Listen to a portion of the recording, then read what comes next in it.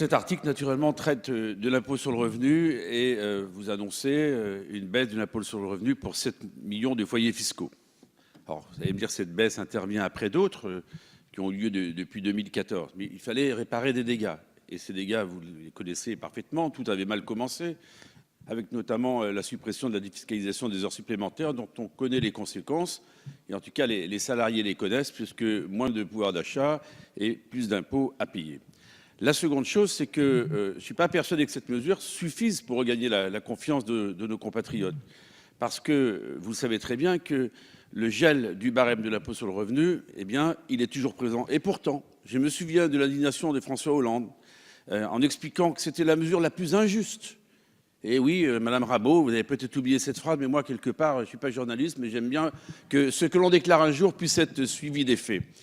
Et puis, enfin, vous le savez très bien que l'impôt sur le revenu en 2017, contrairement à ce qu'on raconte partout, il continuera d'augmenter. Il augmentera en 2017 de près de 2 milliards d'euros. Donc, ça tord le cou à l'idée que l'impôt sur le revenu baissera l'an prochain.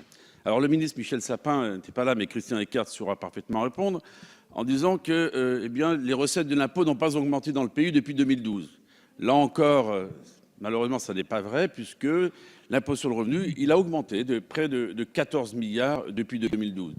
Au final, Monsieur le ministre, qu'est-ce qui se passe en exonérant cette partie des Français, essayant de rattraper évidemment ces erreurs?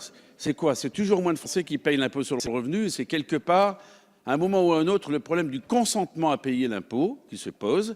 Et ce consentement à payer l'impôt, pour moi, c'est important, c'est exigeant, parce que c'est participer naturellement à la vie de la société. Donc ce consentement pose problème, pose difficulté. Vous ne ferez pas oublier aux Français qu'ils ont été massacrés fiscalement, notamment les ménages, que les classes moyennes, je termine Madame la Présidente, et il y a une chose que l'on ne peut pas jamais dire, c'est dire quelque chose de faux. Il y aura plus d'impôt sur le revenu qui sera payé en 2017 que c'était le cas l'année dernière.